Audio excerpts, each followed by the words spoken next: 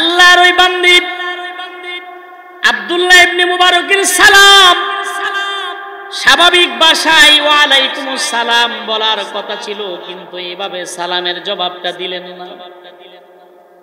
আল্লাহর বান্দী সালামের জবাব দেয় আল্লাহর কোরআনুল কারীম দিয়া বলেন, সালামুন কাওলাম মির রাব্বির রহিম। আল্লাহ রাব্বুল আলামিনের পক্ষ থেকে ও আগন্তুক, তোমার উপর রহমত আর বরকত বর্ষিত হোক। আব্দুল্লাহ ইবনে মুবারক এই মহিলাকে উদ্দেশ্য করে বলছে, মা আপনি কি পথ হারিয়ে ফেলছেন নাকি? আপনি কি রাস্তা ভুলে গেলেন নাকি? মহিলা নিজের ভাষায় জবাব দেয় না, আল্লাহর কোরআনের ভাষায় দেয়া জবাব দেয়। সুবহানাল্লাহ বলেন। মহিলা বলে, মাইয়ুদলিলিল্লাহু ফালা হাদিয়া লাহু। আল্লাহ তাআলা যাকে পথ ভুলায়া দেয়, সঠিক পথে রাস্তা থেকে আল্লাহ তাআলা যাকে সরায়া দেয়, কেউ তাকে সঠিক পথ দেখাতে পারে না। মহিলা বুঝাইলেন যে হ্যাঁ, আমি পথ ভুলে গেছি, রাস্তা হারিয়ে গেছি, এই জন্য আমি এখানে পড়ে আছি। মহিলাকে আবার জিজ্ঞাসা করছে, ও আল্লাহর বান্দী, এই জায়গায় আপনি কতদিন ধরে অবস্থান করতেছেন? কতদিন ধরে এই জায়গার মধ্যে আপনি বসে আছেন, পড়ে আছেন? মহিলা নিজের ভাষায় জবাব দেয় না, মহিলা আল্লাহর কোরআনুল কারীম দিয়া জবাব দেয়। মহিলা বলে, সালাসা লায়ালিন সাবিয়া। ও আগন্তুক আল্লাহর বান্দা যুবক, আমি 3 দিন 3 রাত পর্যন্ত এই মরুভূমির উত্তপ্ত বালির মধ্যে আমি পড়ে আছি, রাস্তাঘাট চিনি না, আমি যেতে পারি না, কেউ আমাকে নেয় না, সাহায্য করে না। এবার মহিলাকে আব্দুল্লাহ ইবনে মুবারক জিজ্ঞাসা করে, ও মা আপনি কোথায় থেকে আসলেন? আপনার বাড়ি কোথায়? আপনি কোথায় যাবেন? মহিলা তো স্বাভাবিকভাবে নিজের ভাষায় জবাব দেওয়ার কথা যে বাবারে আমার বাড়ি হইল ব্রাহ্মণবাড়িয়া, আমি যাবো সিলেট অথবা ঢাকা। ঠিক না বেরিক জোরে বলেন। মহিলা এইভাবে বলে না, মহিলা আল্লাহর কোরআন দিয়ে আব্দুল্লাহ ইবনে মুবারককে জবাব দে। মহিলা এবার বলে, সুবহানাল্লাযী আসরা বিআবদিহি লাইলাম মিনাল মাসজিদিল হারামি ইলাল মাসজিদিল আকসাল্লাযী বারাকনা হাওলাহু লিনুরিয়াহু মিন আয়াতিনা ইন্নাহু হুয়াস সামিউল বাসীর। জোরে বলেন সুবহানাল্লাহ। মহিলা আল্লাহর কোরআনুল কারীম এইভাবে আল্লাহর কোরআন থেকে আয়াত তিলাওয়াত করে মহিলা বুঝায়, সুবহানাল্লাযী আসরা বিআবদিহি লাইলাম মিনাল মাসজিদিল হারাম। আমি হজ ব্রত পালন করে এলাম, আমি মক্কা থেকে এলাম, আমি বাইতুল মাকদাস যাব, আমার বাড়ি ফিলিস্তিন। সুবহানাল্লাহ জোরে বলেন। বাংলায় নিজের অথবা তার মাতৃভাষায় বলেন, আল্লাহর কোরআন দিয়া মহিলা বলে। এবার আব্দুল্লাহ ইবনে মুবারক মহিলাকে জিজ্ঞাসা করে, মা 3 দিন 3 রাত আপনি এই জায়গায় অবস্থান করেছেন, অবশ্যই আপনার পেটে প্রচন্ড খিদা, আপনি কি খাবার খেয়েছেন? কোনো কিছু খাবেন নাকি? মহিলা দেখেন আল্লাহর বান্দী কোরআনের প্রতি তার কত ইশক মহব্বত টান।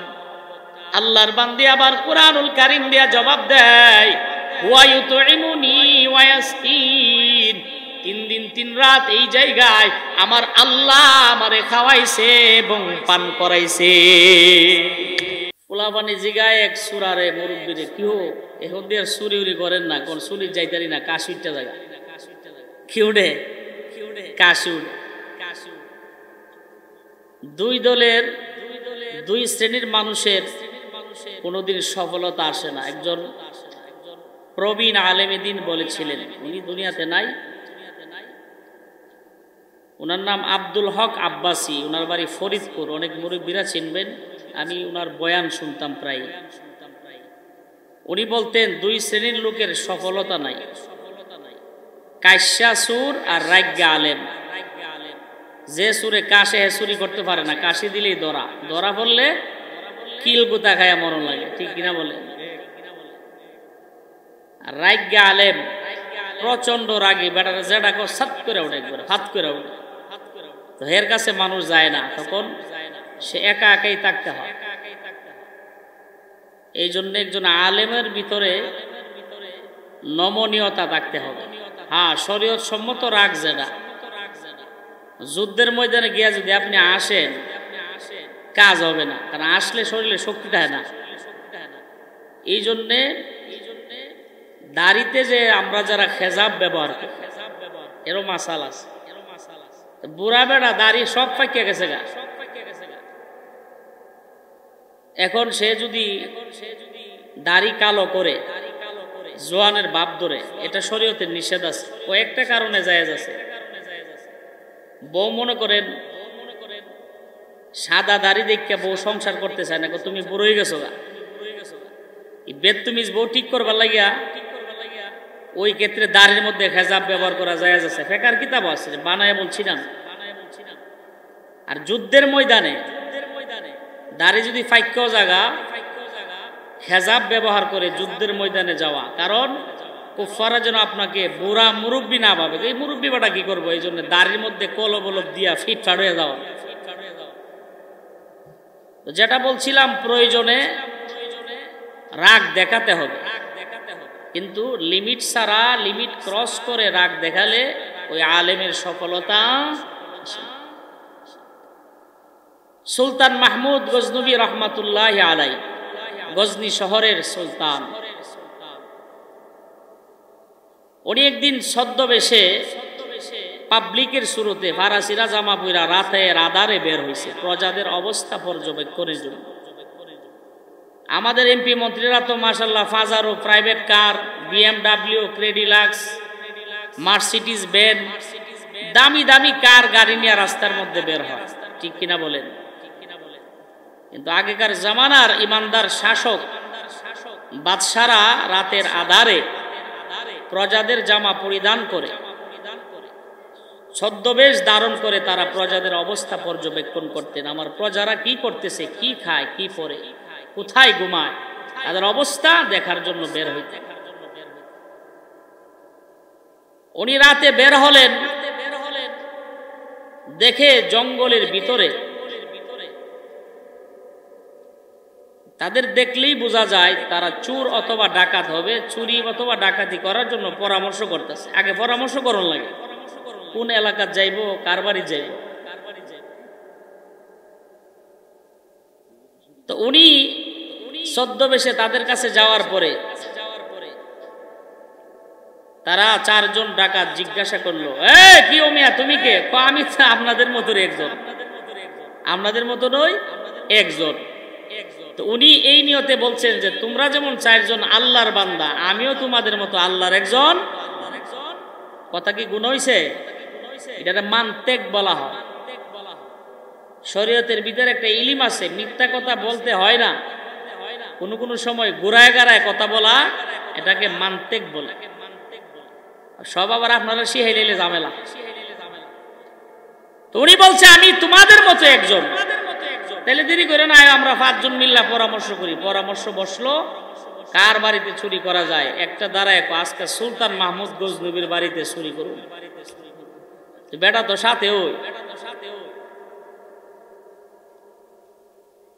তো তোমাদের কার কি যোগ্যতা আছে, যোগ্যতা বলো। ওই যেটা বোঝানোর জন্য বলছি, খারাপ কাজ করতে গেলেও একটা যোগ্যতার প্রয়োজন। একজন বলে আমার হাতের এত পাওয়ার, আমি তালার মধ্যে দললেই তালা খুললে থাকে। বাকি 4 জনকে সব বোনা সর্দি অনেক বড় পাওয়ার রে, এটাই তো আমাদের দরকার। আরেকজন বলে আমার নাকে এমন পাওয়ার, আমি মাটিতে গ্রান শুকলে বলতে পারি মাটির কতটুক ফিট নিচে স্বর্ণ রূপা গনিমত লুকায়িত আছে। এটাও দরকার। তৃতীয় জনকে বলা হইল, সে বলছে আমার চোখে এমন পাওয়ার, যারে রাত্রে একবার দেহি দিনের বেলা আমি তারে চিনি। সুলতান মাহমুদ গজনবী কাম সেরা লাগছে, এর সামনে বেশি ভরণ যেত না, দেখলে দিনে চিনব। চতুর্থ নাম্বার সে বলছে আমার কানে এমন একটা শক্তি আছে, শ্রবণ শক্তি, যেই বাড়িতে চুরি করতে যাব ওই বাড়ির কুকুর কি বলে এটা আমি কানে শুনলে কুকুরের ভাষা আমি বুঝি। চারজন কইল না, 5 নম্বর বাহিনা সুলতান মাহমুদ গজনবীরে জিজ্ঞাসা করলো, এই মুরব্বী, আপনার কি যোগ্যতা আছে চুরি যে করবেন? দলে শামিল হয়েছেন মিয়া? বলে, আমার যোগ্যতা হলো তোমরা চুরি ডাকাতি করতে গেলে ধরা পড়ে গেলে, আমি যদি দাড়ি লাড়া দেই তোমাদের ফাঁসির যদি রায় হয়, ফাঁসির কাস্টে তোমাদেরকে ঝুলাবে না, জল্লাদ তোমাদেরকে বেকসুর খালাস করে দেবে। ভাইয়ারা আমার, দুনিয়ার একজন বাদশাহ যদি এমন পাওয়ার থাকে যার দাড়ি লাড়া দিলে ফাঁসির আসামি যদি বেকসুর খালাস হয়ে যায়, আল্লাহ রব্বুল আলামিনের সঙ্গে যদি গভীর সম্পর্ক করা যায়, আল্লাহ তাআলার সঙ্গে যদি ভালো লাইন করা যায়, সংযোগ করা যায়, আল্লাহ তাআলা ওই বান্দা বান্দিকে আল্লাহর ওলি বানায়া দেয়। চুরি করলো 4 ডাকাতে, বাড়িতে গিয়া ঢুকতেছে, বাড়ির কুকুর বলতেছে, এলাকাবাসী সাবধান, বাড়ির লোকেরা সাবধান, মালিক কিন্তু তোমাদের সাথে আছে, মালিক কিন্তু তোমাদের সাথে আছে, চোর ভাইয়ারা সাবধান। বাকি 3 ডাকা গিরে কুকুর কি বলছে? কুকুর বলতেছে, বাড়ির মালিক বলে সাথে আছে। আজকে তোর কানের মধ্যে ভেজাল আছে। বাড়ির মালিক সুলতান বেটা, আমরা সাথে থাকবো, চল ভিতরে। ভিতরে ঢুকছে, মাল সামানা সব লয়া জায়গা 5 ভাগ কইরা 1 ভাগ সুলতান মাহমুদের জন্য রাখছে, 4 ভাগ নিয়ে চলে গেছে। পরের দিন এক গ্লাসের মধ্যে যখন হাজির হয়েছে, সুলতান মাহমুদ বলে, এই অমুক অমুক জায়গার এই 4 ডাকাতকে ধরে আনো। রাজ দরবার উপস্থিত করা হলো। 3টা কান্নাকাটি করতেছে, ফাঁসির রায় দিয়ে দিছে সুলতান মাহমুদ গজনবী। একটা কান্দে না। এটা কোনটা? যেটা রাত্রে দেখলে দিনেও চিনে। এ ডাকাত ভাই, তুমি কেন কান্দো না? আমরা তো স্থির হয়ে গেলাম। ওই লোক বলে, না আমি কান্দবো না, কান্নার কোনো প্রয়োজন নাই। আমরা টোটাল চোর ছিলাম 5 জন। কয়জন? আমরা 4 জন ধরা পড়েছি, আর একজন মুরব্বী সুরাত আছে। ফাঁসির রায় যদিও হয়ে যায়, 5ম নাম্বার আমাদের চোর ভাই বলেছিল তার দাড়ি লাড়া দিলে নাকি ফাঁসির আসামি বেকসুর খালাস হয়ে যায়। এবার সুলতান মাহমুদ গজনবী বলেন, কেন তোমরা ডাকাতি করলা আমার বাড়িতে? কেন তোমরা চুরি করলা আমার এত কষ্টের মাল সামানা? 3 ডাকাত বলল, আমরা নিরুপায়, আমাদেরকে মাফ করে দেন। যেই লোকে কানের ভিতরে পাওয়ার সে বলে, চোখের মধ্যে যার পাওয়ার সে বলে, হুজুর আমরা 4 জন দোষী নয়, 5ম নাম্বারের আপনি ছিলেন। সুবহানাল্লাহ। হুজুর ফাঁসির রায় দিয়ে দিয়েছেন জল্লাদ, মুহূর্তের ভিতরে আমাদের দেহ থেকে মাথাটা আলাদা করে দিবেন। এখন আপনি দয়া করে মেহেরবানি করে আপনার ওয়াদা অনুযায়ী দাড়িটা একটু লাড়া দেন, আমাদেরকে ফাঁসির কাষ্ঠ থেকে বেকসুর খালাস করে দেন। দাড়িটা লাড়া দিছে, জল্লাদ তাদেরকে হত্যা করে দেয়। দুনিয়ার একজন বাদশার সাথে সম্পর্ক থাকলে, বাদশার দাড়ি নাড়ার কারণে যদি 4 জন চোর ডাকাত প্রমাণিত হওয়ার পরেও ফাঁসির আসামি ফাঁসির কাষ্ঠ থেকে বেঁচে যায়, স্বয়ং আল্লাহ তাআলার সঙ্গে যদি কেউ সম্পর্ক রাখতে পারে, ইহকালেও তার শান্তি, পরকালেও মুক্তির ব্যবস্থা আছে না নাই? বলুন ভাইয়েরা আমার, আল্লাহ তাআলা 7টি গুণ, এই 10টা আয়াতের ভিতরে 7টা গুণ বর্ণনা করেছেন সূরাতুল মুমিনুনে। এই 7টা গুণ একমাত্র ইমানদার মুমিন মুসলমান নরনারী। আমি এক একটা বলবো খুব স্বল্প সময়ে, খেয়াল করবেন এই গুণগুলো আমাদের ভিতরে আছে না নাই। আল্লাহ তাআলা প্রথমেই ইমানদার মুমিন যারা, তারা যে সফলতার সুউচ্চ শিখরে পৌঁছে গেছে। আল্লাহ তাআলা বলেছেন, قد أفلح المؤمنون الذين هم في صلاتهم خاشعون قد أفلح المؤمنون অবশ্যই মুমিন ঈমানদার যারা, আল্লাহর নেককার বান্দা বান্দি যারা, তারা সফল কাম হয়ে গেছে। আফলাহা ফেলে মাজির সিগা, সফল কাম হয়ে গেছে, ফার্স্ট টেন্স অতীতকাল। সফল কাম ইমানদার নরনারীরা হয়ে গেছে, আল্লাহ আগে রেজাল্ট দিয়ে দিয়েছেন। এখন ইমানদারদের গুণ আল্লাহ তারা ধারাবাহিক 7টা বর্ণনা করবেন। ইমানদারের বৈশিষ্ট্য কয়টি জোরে বলেন? এই সূরার ভিতরে 7টি, কোরআনুল কারীমের বহু জায়গায় আছে। সূরা আনফালের ভিতরে আল্লাহ তাআলা ইমানদারদের কিছু গুণ বর্ণনা করেছেন। ইন্নামাল মুমিনুনা আল্লাযীনা ইযা যুকিরাল্লাহু ওয়াজিলাত কুলুবুহুম ওয়া ইযা তুলিয়াত আলাইহিম আয়াতুহু যাদাতুহুম ঈমানা ওয়া আলা রাব্বিহিম ইয়াতাওয়াক্কালুন। এখানে আল্লাহ তাআলা এই সূরা আনফালেও ঈমানদারদের গুণ বর্ণনা করেছেন। আবার সূরা বাকারার ভিতরে আছে।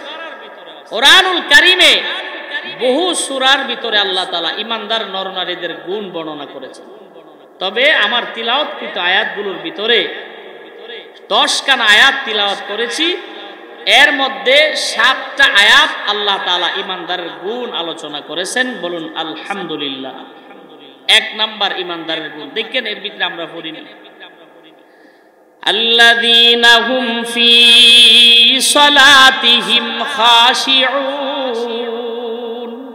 1 নাম্বার গুণ হলো যারা তাদের নামাজের ভিতরে খুশু খুজু ঠিক রাখে, দৃঢ়তার সাথে যারা নামাজ পড়ে, দিল মন লাগায় যারা নামাজ পড়ে, নামাজের ভিতরে দুনিয়ার কোনো খেয়াল নাই, এই রকম দৃঢ়তা স্থিরতার সাথে মনোযোগের সাথে যারা নামাজ পড়ে, তাদের ভিতরে মুমিনের 1 নাম্বার গুণ পাওয়া যায়। মুমিনের 7টা গুণের মধ্যে 1 নাম্বার গুণের অধিকারী হলো তারা খুশু খুজুর সঙ্গে নামাজ পড়ে যারা। মুমিনের 1 নাম্বার গুণের অধিকারী তারা খুশু খুজুর সঙ্গে নামাজ পড়ে।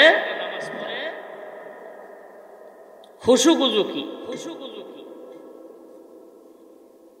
হাদিসের ভিতরে আলফিয়াতুল হাদিস নামে একটা কিতাব আছে, আমাদের কওমি মাদ্রাসায় পড়ানো হয়।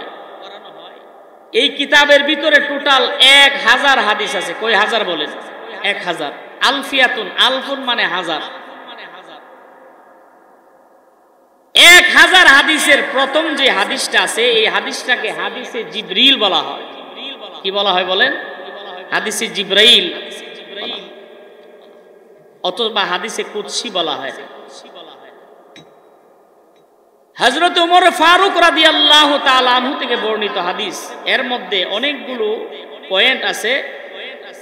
হযরত জিবরাইল আমিন গ্রাম্য একজন লোকের বেশে, বেদুইন গ্রাম্য একজন লোকের সুরত ধারণ করে আল্লাহর রাসূলের সামনে এসে হাজির হলেন।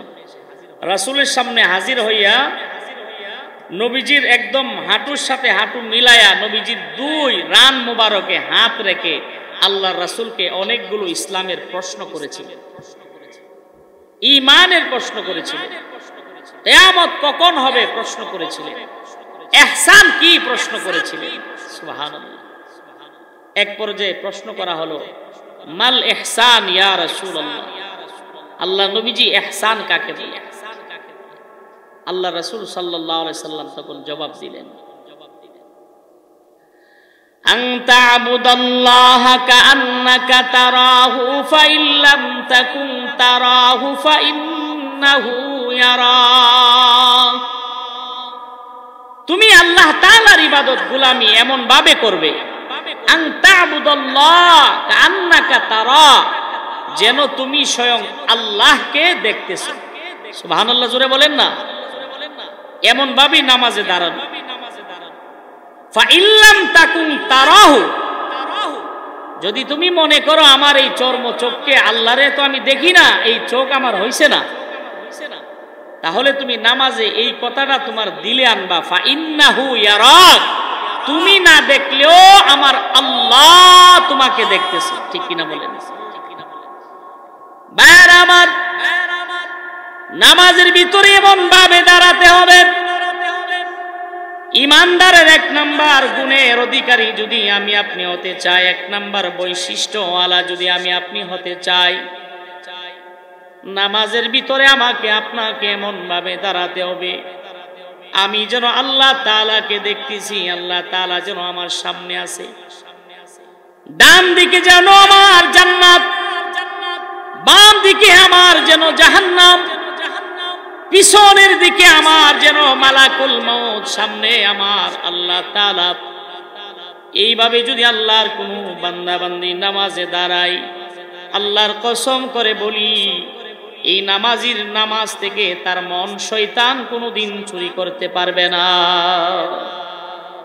কারণ শয়তান আল্লাহ তাআলার সঙ্গে চ্যালেঞ্জ করে আসছে। আল্লাহ তাআলাকে বলেন, আনজিরনি ইলা ইয়াউমি ইউবাসুন, তুমি আমাকে জান্নাত থেকে বের করে দিলা, তোমার আদমের কারণে আমি জান্নাত থেকে আউট হয়ে গেলাম, বের হয়ে গেলাম, বের করে দিছো, কোনো সমস্যা নাই, কিয়ামত পর্যন্ত আমাকে তুমি হায়াত দিতে হবে। আল্লাহ তাআলা বলেন, ফা ইন্নাকা মিনাল মুনজারিন, যা ইবলিস শয়তান, কিয়ামত পর্যন্ত আমি আল্লাহ তোর হায়াত বাড়াইয়া দিলাম। শয়তান বলে এতটুক দিলে শুধু চলবে না, আমাকে আদম সন্তানের রগরে সাপ পর্যন্ত প্রবেশ করার শক্তি দিতে হবে। আল্লাহ তাআলা বলল, যা তোকে তাও দিলাম। এবার আদম বলে, শয়তান বলে, আল্লাহ আমাকে আদম সন্তানের কলবের ভিতরে ঢোকার ওয়াসওয়াসা দেওয়ার শক্তি আমাকে দিতে হবে। আল্লাহ বলে, যা তোকে তাও দিলাম। আল্লাহর মুমিন বান্দা বান্দি যারা নামাজের ভিতরে, যারা একমাত্র আল্লাহর রাজামন্দি হাসিলের জন্য যারা নামাজে দাঁড়িয়ে যায়, মনের ভিতরে এই চিন্তা যাদের তাকে যে আল্লাহ তাআলা আমার সামনে আছে, ডাইনে আমার জান্নাত, বামে আমার জাহান্নাম, পিছনে তো আজরাইল আমাকে নেওয়ার জন্য দাঁড়িয়ে আছে। কাজেই এই মনোভাব নিয়ে যারা নামাজ পড়ে যে আমার এখনের রুকুটা, আজকের সেজদাটা হবে আমার হয়তো জিন্দেগির শেষ সেজদা, আজকের নামাজ হয়তো আমার জিন্দেগির শেষ নামাজ, এই চিন্তা মনোভাব নিয়ে যারা নামাজের ভিতরে দাঁড়ায়, আল্লাহ তাআলা বলেন, আল্লাযীনা হুম ফি সালাতিহিম খাশিউন, আমার ওই বান্দা বান্দিটা যেন আমি আল্লাহ তাআলার রাজামন্দির জন্য নামাজে দাঁড়িয়েছে। এই মনোভাব নিয়ে নামাজে দাঁড়াইতে হবে। আমরা মশা কামড় দিলে ফাললে হাত ছাইরা থাপ্পড় দিয়ে মশা মারবার লাগিয়া, ঠিক না বেরিক জোরে বলেন। হযরত আলী কাররামাল্লাহু ওয়াজহাহু যুদ্ধের ময়দানে চতুর্দিকে সাহাবায়ে কেরাম যুদ্ধের প্রস্তুতি চলছে।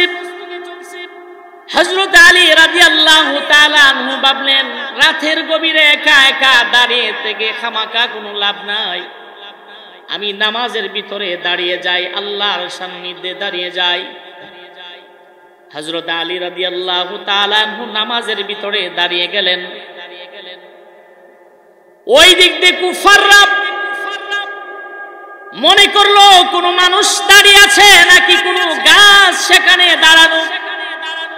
যাচাই বাছাই করার জন্য দূর থেকে একজন কুফার তীরন্দাজ একটা তীর মারলেন হযরত আলী রাদিয়াল্লাহু তাআলা আনহুকে টার্গেট করে।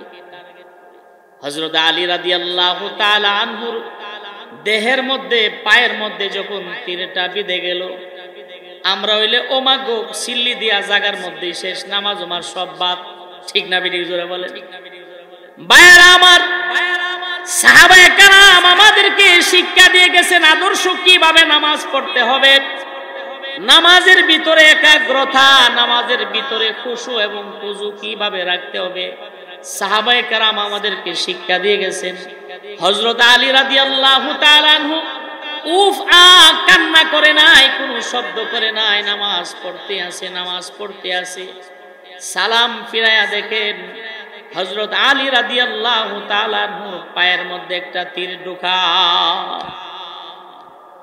ফজর হয়ে গেল, সাহাবায়ে কেরাম তীর কুলার জন্য চাইলেন। কিছু সাহাবারা বলল, না না, আলীর পায়ের তীর নামাজের বাহিরে তোমরা খুলতে পারবে না, সে কষ্ট পাবে, রক্তগুলো পিঙ্কি দিয়ে বের হয়ে যাবে, খুলতে পারবে না। অপেক্ষা করো, অপেক্ষা করো। হযরত আলী যদি আবার নামাজের ভিতরে দাঁড়ায় যায়, সুন্নত নামাজের ভিতরে যদি দাঁড়ায় যায়, নামাজের ভিতরে দাঁড়াইলে এক টানে হযরত আলীর পা থেকে তীরটা করবে, তাহলে সে কষ্ট কম পাবে, আসান হবে, তেমন কষ্ট পাবে না। এছাড়া আল্লাহর কসম, নামাজে না ঢুকলে হযরত আলীর পায়ের তীর খোলা সম্ভব না। ভাইয়েরা আমার, সাহাবায়ে কেরাম খুশু কি জিনিস সেইভাবে আমাদেরকে শিক্ষা দিয়ে গেছেন। এই জন্য ইমানদারের এক নাম্বার গুণ হলো আল্লাযীনা হুম ফি সালাতিহিম খাশিউন। নামাজের ভিতরে খুশু থাকতে হবে, ধ্যানমগ্ন নামাজের ভিতরে থাকতে হবে। একমাত্র নামাজ পড়তে হবে কার জন্য বলে? আল্লাহর জন্য নামাজ। নামাজই তো যায় না, আবার আল্লাহর জন্য কে নামাজ? শুক্রবারে সাপ্তাহিক হাজিরা দেয়, এ বলেন আছে না নাই? শুক্রবারে মাশাআল্লাহ মসজিদও জায়গা হয় না, আর এমনি মসজিদ একদম ফাঁকা। মাঝে মধ্যে ইমাম মুয়াজ্জিনও বহু মসজিদ আছে একলা পড়ে, আছে না নাই বলেন? আবার ইমাম মুয়াজ্জিনের একটু ত্রুটি হইতো না, বাড়িতে গেলে খবর আছে, কারণ ইমাম মুয়াজ্জিন তো ফেরেশতা, আর বউ বাচ্চা নাই, বাড়িতে যাওয়া নিষেধ। এরা ফেরেশতা না? উনি যে নামাজে আসে নাই, কে জিজ্ঞাসা করবে? হিসাবে তো বলার উচিত ছিল, এই মিয়া দাঁড়ান, আজ আগামীকাল ফজর নামাজে কইছিলেন, জোহর নামাজে কইছিলেন। ইমাম মুয়াজ্জিন এক ওয়াক্ত না থাকলে ইমাম মুয়াজ্জিনের কৈফিয়ত দিতে হয়, ঠিক না বেঠিক? জোরে বলেন। আমার কথা রাগ করতেছে? কিছু করার নাই তো। ভাইয়েরা আমার, এক নাম্বার মুমিনের গুণ হইল নামাজের ভিতরে খুশু এবং খুজু থাকতে হবে। খুশু খুজু। দুই নাম্বার গুণ, একটা বিস্তারিত বললে অনেক সময় লাগবে। ইমানদারের দুই নাম্বার গুণ আল্লাহ তাআলা বলেন, ওয়াল্লাযীনা হুম আনিল লাগবি মুরিদুন। ইমানদারের দুই নাম্বার গুণ হলো লগব, বেহুদা অযথা কথাবার্তা থেকে নিজের জবানটাকে পবিত্র রাখতে হবে। বেহুদা কথাবার্তা বলা যাবে না। আমাদের সমাজে বেহুদা কথাবার্তা বলার মজলিস আলাদা। নামাজ শেষ হয়ে একবারে শাস্ত্রের মধ্যে দৌড়, ট্রুফিও বাটার মাথার তাহে, ঠেলার বিছনের ফাইল ছায়া তাহে, হুজুর গেলে বন্ধ করে, হুজুর আইতাছে, হুজুর আইতাছে, হুজুর আইতাছে। আমারে ডরায় লাভ কি? তা ইমাম সামনে ডরায় লাভ কি? আল্লাহরে না ডরাইলে কি কর? ইমামরে ডরায় কোনো লাভ হইব? এই সম্মানে তো এই ইজ্জত দিয়ে বাঁচতে পারতেন না। আল্লাহ ফেরেশতা যখন মায়ের দিতে আইব, বলে ইমাম সামনে দেখে বন্ধ করছি তো, কি কোন কাজ আইব? কাজে আসবে না। আল্লাহকে বই পাইতে তো লাগবো, অযথা কথাবার্তা পরিহার করতে হবে। এমন কথাবার্তা বলে যে কথাবার্তার কোনো সাইরানার মূল্য নাই, সারাদিন শুধু ফেরফিরে আর। মুমিনের দুই নাম্বার গুণের অধিকারী যদি আপনি হইতে চান, দুই নাম্বার বৈশিষ্ট্যের অধিকারী যদি আপনি হইতে চান, আপনার জবানকে আপনি পবিত্র রাখতে হবে। বেহুদা ফাও আলাপ থেকে, ফালতু কথাবার্তা থেকে জবানকে হেফাজত রাখতে হবে। আল্লাহ রাসূল সাল্লাল্লাহু আলাইহি সাল্লাম এক হাদিসে বলেন যে তার জবান এবং দুই অরুর চিপার এই লজ্জাস্থানকে হেফাজত করে, আল্লাহ রাসূল বলেন আজমান লাহুল জান্নাহ, আমি নবীজি তাকে জান্নাতে নিয়ে যাওয়ার গ্যারান্টি দিলাম। সুবহানাল্লাহ। জিম্মাদার আমি গ্রহণ করলাম। নিজের জবানকে কন্ট্রোল করতে হবে, জবানের হেফাজত করতে হবে। ফাও আলাপ করা যাবে না। যতক্ষণ পর্যন্ত কথা বলবেন ফাও কথা, এতক্ষণ আপনি কোরআন তেলাওয়াত পারেন, একটু কোরআন তেলাওয়াত করেন। প্রত্যেক হরফে আপনার আমল নামার ভিতরে আল্লাহ তাআলা 10টা করে নেকি দান করবেন। আল্লাহ রাসূল সাল্লাল্লাহু আলাইহি ওয়াসাল্লাম বলেন, মান ক্বারা হারফাম মিনাল কুরআন ফালাহু আশরু আমসালিহা। কুরআনুল কারীমের একটা হরফ যদি আমার কোন উম্মত নরনারী তিলাওয়াত করে, আল্লাহ তাআলা তার আমলনামার ভিতরে সাথে সাথে 10টা নেকি দান করে। কয়টা নেকি জোরে বলেন? 10টা নেকি দান করে।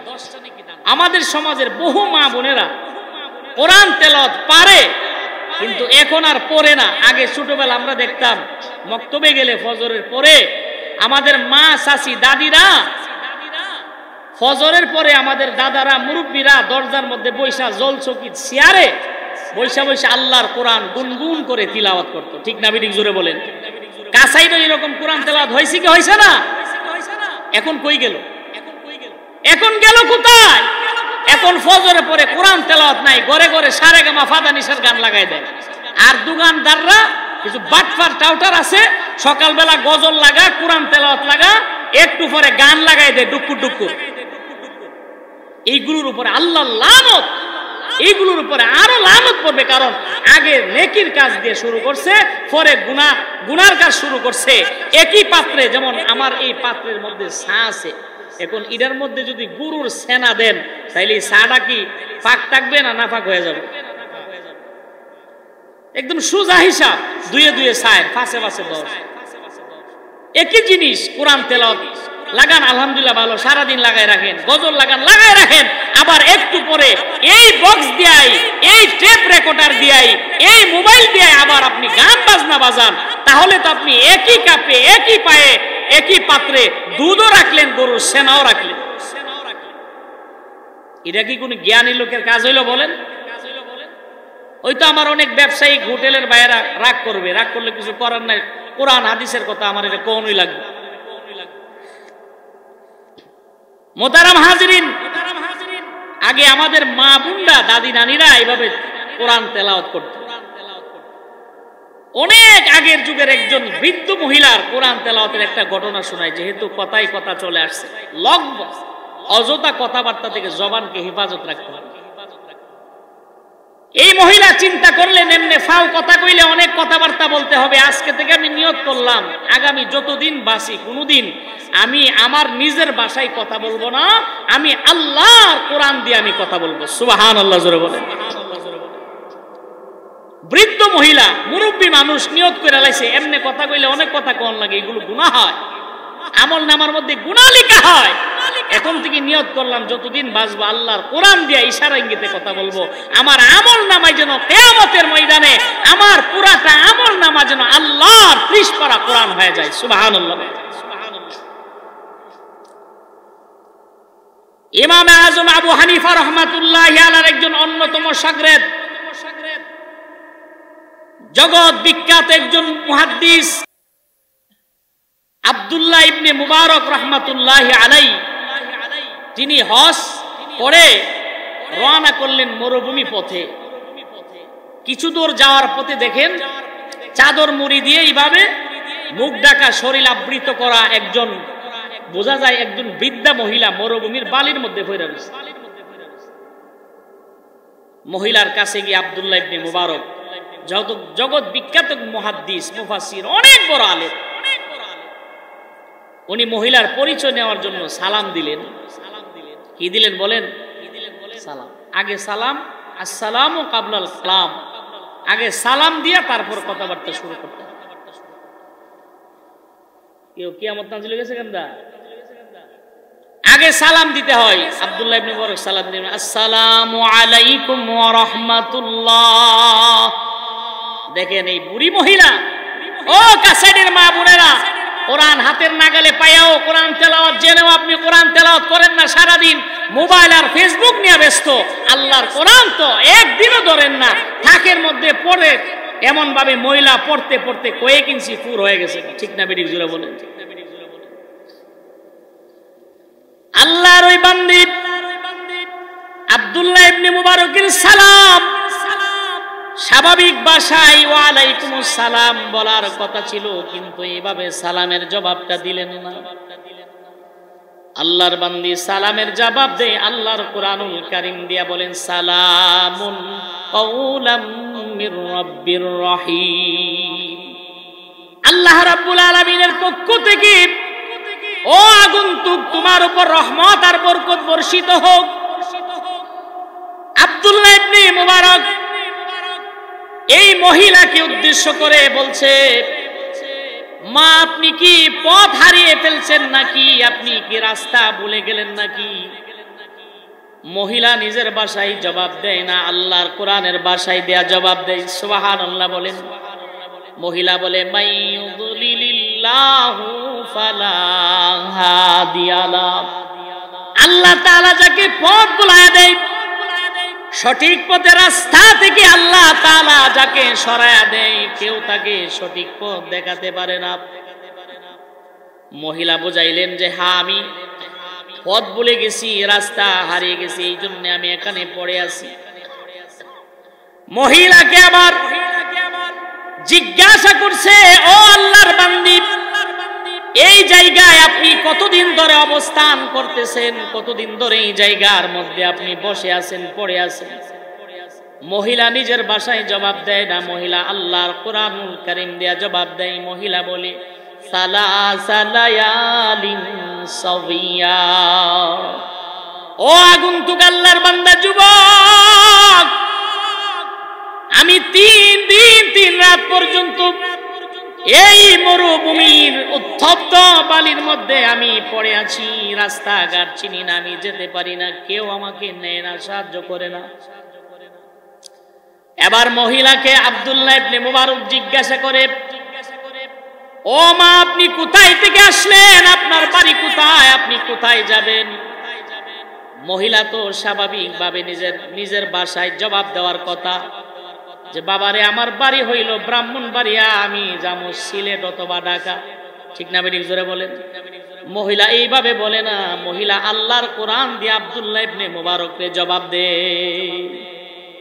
মহিলা এবার বলে, সুবহানাল্লাযী আসরা বিআবদিহি লাইলাম মিনাল মাসজিদিল হারামি ইলাল মাসজিদিল আকসাল্লাযী বারাকনা হাওলাহু লিনুরিয়াহু মিন আয়াতিনা ইন্নাহু হুয়াস সামিউল বাসীর। জোরে বলেন সুবহানাল্লাহ। মহিলা আল্লাহর কোরআনুল কারীম এইভাবে আল্লাহর কোরআন থেকে আয়াত তিলাওয়াত করে মহিলা বুঝায়, সুবহানাল্লাযী আসরা বিআবদিহি লাইলাম মিনাল মাসজিদিল হারাম, আমি হজ ব্রত পালন করে এলাম, আমি মক্কা থেকে এলাম, আমি বাইতুল মাকদাস যাব, আমার বাড়ি ফিলিস্তিন। সুবহানাল্লাহ জোরে বলেন।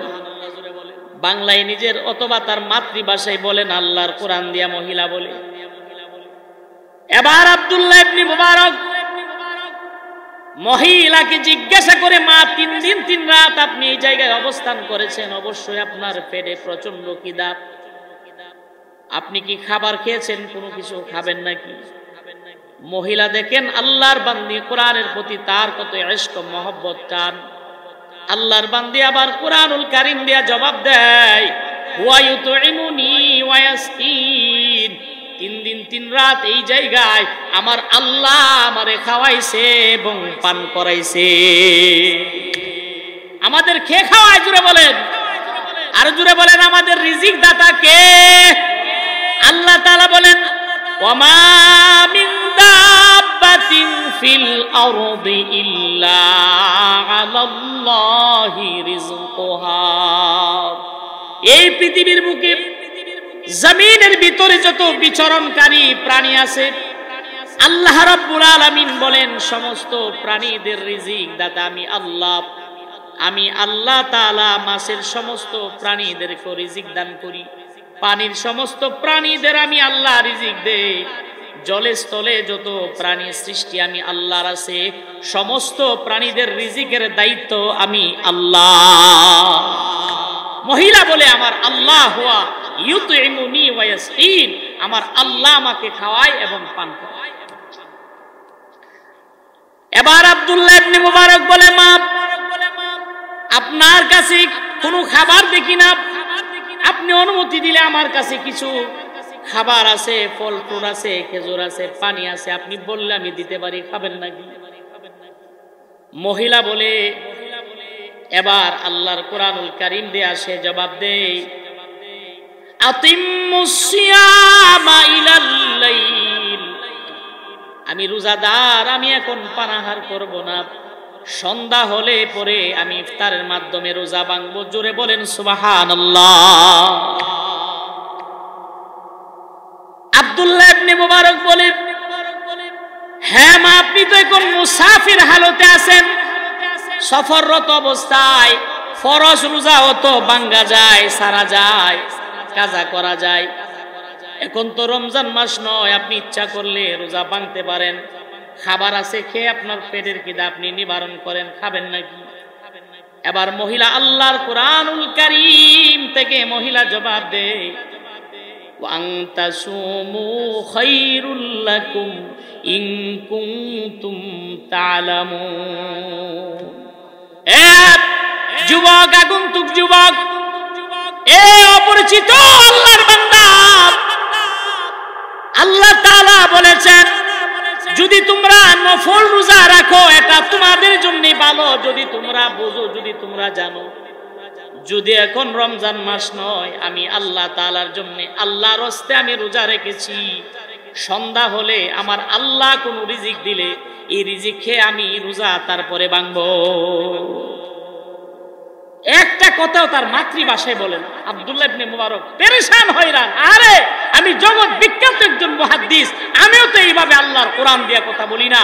জীর্ণ শীর্ণ চাদর পরিহিতা, চাদর দিয়ে আবৃত একটা মহিলা, এই মহিলাটা আমার একটা কথারও তার মাতৃভাষায় জবাব দেয় না, আল্লাহর কোরআন দিয়ে ইশারা ইঙ্গিতে কথা বলে। সুবহানাল্লাহ। মা বোনের একটু খেয়াল করেন, কোরআন খালি সাজায়া কেবিনেটে, সুকেসে, আলমারার ভিতরে খালি দামি দামি কাভার লাগায়া, গিলাফ লাগায়া সাজায় রাখেন না, একটু পড়েন, কোরআনের সাথে সম্পর্ক রাখেন। এই কোরআন আপনাকে কিয়ামতের ময়দানে সুপারিশ করে আল্লাহর জান্নাতে নিয়ে যাবে। ঠিক না বেরিক জোরে বলেন? কোরআনের সাথে সম্পর্ক রাখা দরকার আছে না নাই? ফাওয়ালা বাদ দিয়া যেইগুলোই পারেন এগুলো পড়েন। ওই দেখেন এই মহিলা কিভাবে আল্লাহর কোরআন দিয়ে কথা বলে। এবার আব্দুল্লাহ ইবনে মুবারক এই মহিলাকে জিজ্ঞাসা করে, মা আপনার কি বিয়ে শাদী হয়েছে, আপনার কি স্বামী আছে? এই মহিলা তার মাতৃভাষায়, নিজের ভাষায় জবাব না দিয়ে মহিলা এবার বলে, লা তাকফু মা লাইসা লাকা বিহি ইলম। ও আগন্তুক ব্যক্তি, যেই বিষয়ে তোমার ইলম নাই ওই বিষয়ে তুমি তর্ক করতে যেও না, ওই বিষয়ে কাউকে প্রশ্ন করো না, যেই বিষয়ে প্রশ্ন করলে লোকটা কষ্ট পাবে। সুবহানাল্লাহ, জোরে বলেন। আব্দুল্লাহ ইবনে মুবারক এবার চুপ হয়ে গেলেন, না এই মহিলাকে আর কষ্ট দেওয়া যাবে না। এবার বলছেন, মা আপনি যেহেতু বাইতুল মাকদাস যাবেন, ফিলিস্তিন আপনার বাড়ি, আমার উটনি আছে, এই উটনির উপরে আপনি সওয়ার হবেন নাকি? তখন এই মহিলা আল্লাহর কোরআনুল কারীম দিয়ে সে জবাব দিলেন, ওয়াল খাইলা ওয়াল হামিরা ওয়াল বিগালা লিতারকাবুহা। গাদা এবং খচ্চর এইগুলো আল্লাহ তাআলা আল্লাহর বান্দা বান্দীদের বাহন হিসাবে সাওয়ারির জন্য বানিয়েছেন। বলুন সুবহানাল্লাহ। বুঝাইলেন? হ্যাঁ, এগুলো তো আল্লাহ বানাইছে সওয়ার হওয়ার জন্য। নিয়ে আসেন। এবার নিয়ে আসলেন, ওটিটাকে বসালেন। এই বৃদ্ধা মহিলা এবার উটনির উপরে উঠবে। এর আগে আব্দুল্লাহ ইবনে মুবারককে সচেতন করতেছে যে আমি মহিলা মানুষ, উটের উপর উঠতে গেলে আমার কাপড় এদিক সেদিক হতে পারে, কাজেই তুমি তোমার চক্ষুকে নিম্নগামী কইরা রাখবা। সুবহানাল্লাহ, জোরে বলে। এই মহিলা তখন বলে, কুল্লিল মুমিনিনা ইয়াগুদ্দু মিন আবসারিহিম ওয়া ইয়াহফাজুনা ফুরুজাহুম।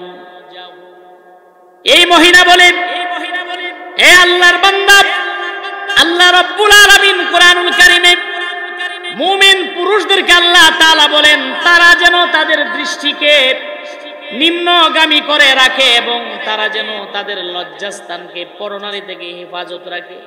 আল্লাহ কবুল করেন, বলেন আমিন। মহিলা বুঝাইতে চাইলেন হাত, উটের উপরে উঠতে গেলে আমি মহিলা, আমি বৃদ্ধা বয়স্কা নারী, আমার কাপড়গুলো সরে যেতে পারে, কাজেই তোমার চক্ষুকে তুমি নিম্নগামী করে রাখো, ব্যাটারি বাইর করে আমার দিকে ছায়া দেখো না, দৃষ্টিকে সরাও, তারপরে আমি উঠব। মহিলা এবার উটের উপরে উঠলেন। ওঠার পরে আব্দুল্লাহ ইবনে মুবারক মনের আনন্দে উটের লাগাম ধরে ধরে সামনের দিকে টেনে টেনে নিয়ে যায়। আর বিড়বিড় করে উনি কি যেন আরবি কবিতা, আরবি ছন্দ পড়ে। মহিলার কাছে এটা ভালো লাগে না। মহিলা এবার আব্দুল্লাহ ইবনে মুবারককে উল্লেখ করে উদ্দেশ্য করে বলে, ওয়ালাকাদ ইয়াসসারনাল কুরআনা লিযিকর ফাকরাউ মা তায়াসসারা মিনাল কুরআন। এ আগন্তুক যুবক, আরবি কবিতা ছন্দ বানায়া পরে কোনো লাভ নাই, একটা সওয়াবও তুমি পাবে না। তুমি আল্লাহর কোরআন থেকে যেখান থেকে তোমার সহজ বোধ হয়, সহজ লাগে, ভালো লাগে, ওই জায়গা থেকে আল্লাহর কোরআনুল কারীম তিলাওয়াত করো। জোরে বলুন সুবহানাল্লাহ। ওই লোকটা খুশি হয়া আব্দুল্লাহ ইবনে মুবারক এবার খুব স্পিডে উটের লাগাম ধরে ধরে সামনের দিকে যায়। ওই মহিলা তখন আল্লাহর কোরআনুল কারীমের সূরা লুকমানের একটা আয়াত তিলাওয়াত করে আব্দুল্লাহ ইবনে মুবারককে বুঝায়া দিলেন, একটু সাবধান করে দিলেন। মহিলা আল্লাহর কোরআনুল কারীমের সূরা লুকমান থেকে বলেন, ওয়াগদুদ ফি মাশিক ওয়াকসিদ ফি মাশিক ওয়াগদুদ ফি সাউতিক। ও আল্লাহর বান্দা, তোমার চলাটা, তোমার হাঁটাটা তুমি মধ্যম পন্থা অবলম্বন করো, এত দৌড়ায় দৌড়ায় যাও না, আমার কষ্ট হয়। ওয়াগদুদ ফি সাউতিক, আর তোমার গলার আওয়াজটা এত কড়া করিও না, উঁচু করিও না, কারণ উঁচু আওয়াজ হইল গাদার আওয়াজ। উঁচু আওয়াজ কোন প্রাণীর আওয়াজ? জোরে বলেন।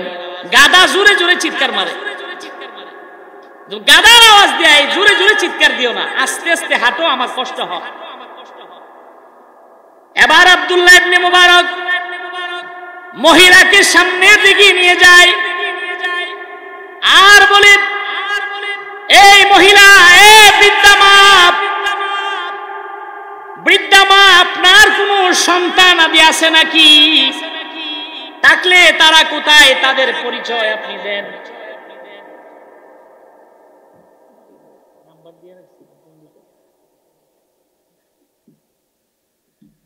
যে আব্দুল্লাহ ইবনে মুবারক রাহমাতুল্লাহি আলাইহি ঘোড়ার লাগাম ধরে যখন জোরে জোরে হাঁটে, মহিলা বলে, আল্লাহর বান্দা, তুমি আস্তে হাঁটো এবং তোমার গলার আওয়াজটাকে ক্ষীণ করো, ছোট করো।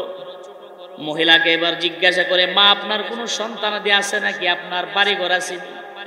এই মহিলা নিজের মাতৃভাষায় জবাব না দিয়া আল্লাহর কোরআনুল কারীম দিয়া মহিলা এবার জবাব দেয়, আল মালু ওয়াল বানুন জিনাতুন ফিল হায়াতিদ দুনিয়া। মহিলা আল্লাহর কোরআন দিয়ে এটা বুঝাইতে চায়, হাত, সন্তান সন্ততি এবং দুনিয়ার মাল সামান, বাড়িঘর, সবকিছু আমার আল্লাহ তাআলা আমাকে দিয়েছেন। বলুন সুবহানাল্লাহ। আমার সব আছে, আমার সন্তানাদি আছে, বাড়িঘর আছে, চলতে পারে। আব্দুল্লাহ ইবনে মুবারক এবার এই মহিলাকে নিয়ে ফিলিস্তিনের দিকে রওনা করলেন। কিছু দূর যাওয়ার পরে দেখে বিশাল একটা কাফেলা আসে। এই কাফেলার ভিতরে এই মহিলার 3 জন পুত্র সন্তান এবং তার মাল ও সামান আছে। মার খুঁজে তারা আসছে ফিরে। এবার আব্দুল্লাহ ইবনে মুবারক বলে, মা, একটা কাফেলা সামনে দিয়ে আসতেছে, মনে হয় আমাদেরকে চিনে, অথবা আপনার তালাশে আসছে। আপনার ছেলেগুলোর নাম বলেন, নাম বললে সুবিধা হয়, আমি নামগুলো বলবো, দেখি তারা আসে কিনা। এবার মহিলা নিজের মাতৃভাষায় বলে না, আল্লাহর কালাম থেকে 3 সন্তানের নাম রেখেছে যেন আল্লাহর কোরআন দিয়া সে জবাব দিতে পারে। সুবহানাল্লাহ। এবার মহিলা বলে ওয়াত্তাখাযা ইব্রাহিমা খলিলা ওয়া কাল্লামাল্লাহু মূসা তাকলিমা ইয়াহইয়া খুযিল কিতাবা বিকুওয়া। আল্লাহর কোরআনুল কারীমের 3 জায়গা থেকে এই 3টা আয়াত করে এই মহিলা জানায় দিলেন, ও আগন্তুক যুবক, আমার সন্তান আছে, আমার দুনিয়ার মাল ও সামানা কোনো কিছুর অভাব নাই। এই যে কাফেলাটা আসতেছে এটা আমারই কাফেলা, এই কাফেলায় বোধহয় আমার সন্তানরা আছে। আমার এক ছেলের নাম হলো ইব্রাহিম, আরেক ছেলের নাম হলো মূসা, আরেক ছেলের নাম হলো ইয়াহইয়া। ছেলের নাম ধরে ডাক দাও। আমাদের সমাজের কি অবস্থা, এমন নাম রাখছি 30 পারা কোরআন গাইটালাই বিচারে হয় না। ছেলের নাম রাখছে সেন্টু। কি রাখছে? সেন্টু নাম আছে না নাই? ছেলের নাম রাখছে ব্রাশ ফায়ার। কি রাখছে? Brush fire. এরকম আজীব আজীব নাম যেগুলো কোরআন হাদিসের সাথে কোনো মিল নাই। যে হিন্দু না মুসলমান, এতে ফ্যান খুললে খাবার খুললে বোঝা যাইব কাড়া না কাড়া, এর আগে ধরার কোনো আলামত নাই। ঠিক না বেটি? জোরে বলে। রাগ করছেন আমার কথা? বাস্তব কথা। আমরা তো মুসলমান, আমরা কাড়া, এ তারা হইল আকাড়া। এমনও মুসলমানের নাম আছে হিন্দু না মুসলমান, আর চুলের কাটিং তো মাশাআল্লাহ এটা দেখলে তো বুঝই যায় না। এমন কাটিং কইরা রাখে, চতুর্দিকটা কাটটা মধ্যখানে কয়েকটা মহিলাদের চুলের সেলার মতো রাখে, পেনির মতো। এটা একবারে মেরা কাটিং। বললো বিশাব কি কো? সেনা কালার। কি কালার? গরুর সেনা কালার। কয়েকটা চুল এই কালার করে রাখে। এতে হিন্দু না মুসলমান বোঝার কোনো আলামত নাই। ফ্যান গুলো না। আমার এই মহিলা বলে, আগন্তুক যুবক, এই কাফেলার ভিতরে বোধহয় আমার 3 জন পুত্র সন্তান আছে, তাদের নাম নিয়ে ডাক দাও। আব্দুল্লাহ ইবনে মুবারক বলে, ইব্রাহিম, মূসা, ইয়াহইয়া, তাল ইলাইয়া, এদিকে আসো। তারা কাফেলা নিয়ে দৌড়ে আসছে। এবার আব্দুল্লাহ ইবনে মুবারক রাহমাতুল্লাহি আলাইহি এই মহিলাকে নিয়ে যুবকদের বাড়ির দিকে রওনা করলেন। আব্দুল্লাহ ইবনে মুবারক বললেন, এই মহিলার সঙ্গে তো আমি আর কোলাই না, পারবো না। শেষমেশ জিগাই, এই মহিলা এইভাবে আল্লাহর কোরআন দিয়া কেন কথা বলে? এবার মহিলাকে জিজ্ঞাসা করি, মা, আপনি আমার একটা কথার জবাব আপনার মাতৃভাষায় দিলেন না, কারণটা কি? এবার মহিলা এই কথার জবাবও নিজের মাতৃভাষায় দেয় না। আল্লাহর কোরআনের প্রতি কত মায়া, আল্লাহর কোরআনের প্রতি কত টান, কত দরদ। এই মহিলা বলে, মা ইয়ালফিযু মিন কাউলিন ইল্লা লাদাইহি রাকীবুন আতীদ। ও আল্লাহর বান্দা, আমি আমার জবান থেকে আমার মাতৃভাষায় কেন কথা বলি না? আমি সিদ্ধান্ত নিয়েছি, আমি ওয়াদা করেছি, যত জীবন আমি দুনিয়াতে আর বেঁচে থাকবো একটা কথাও আমার মাতৃভাষায় বলবো না।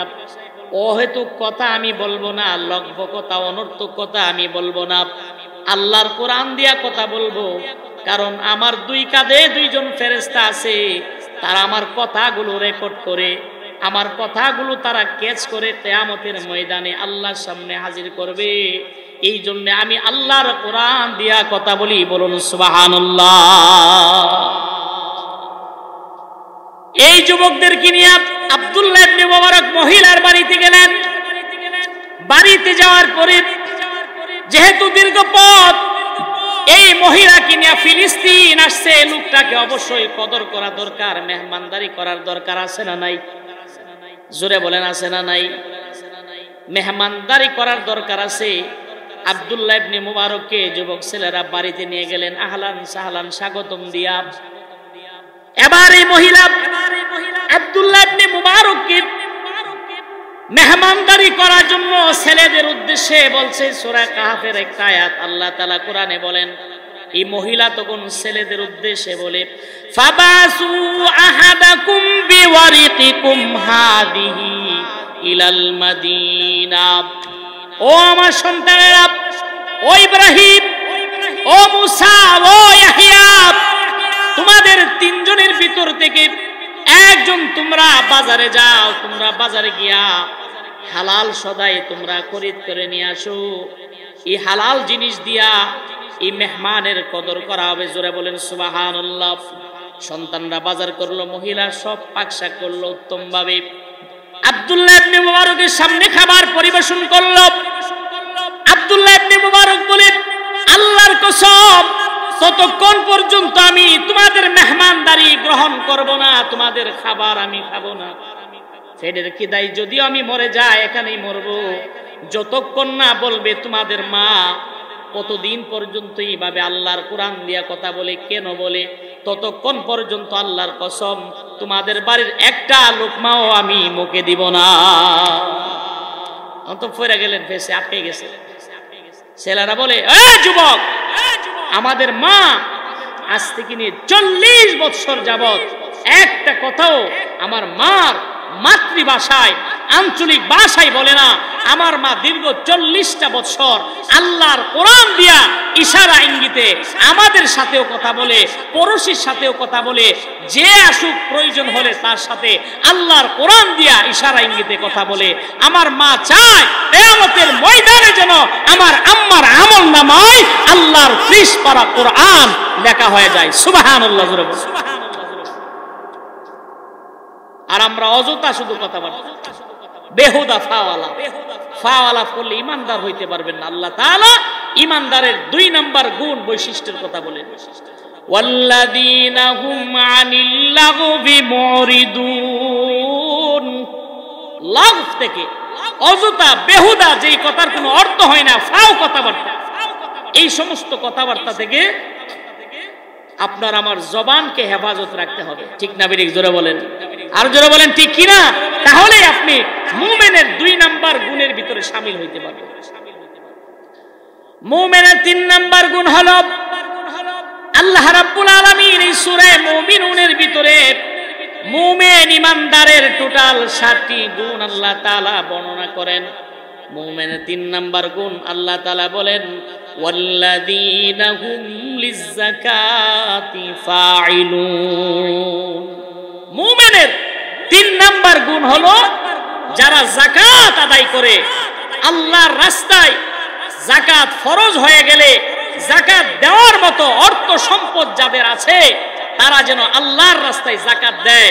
আল্লাহ তাআলা কুরআনুল কারীমের এক আয়াতে বলেন, আল্লাযীনা ইয়াকনিজুনা আয-যাহাবা ওয়াল ফিদ্দা, যারা এইভাবে অর্থ সম্পদ গচ্ছিত রাখে, যাকাত না দিয়া আল্লাহর রাস্তায় বৎসরান্তে যাকাত না দিয়ে যারা অর্থ সম্পদ ব্যাংকে, লকারে, মাটির নিচে গচ্ছিত রাখে, লুকায় রাখে, যাকাত দেয় না, কিয়ামতের ময়দানে এই ধন সম্পদকে জাহান্নামের আগুন দিয়া গরম করে আল্লাহ তাআলা তাদের দেহের মধ্যে সেক দিবেন। নাউজুবিল্লাহ।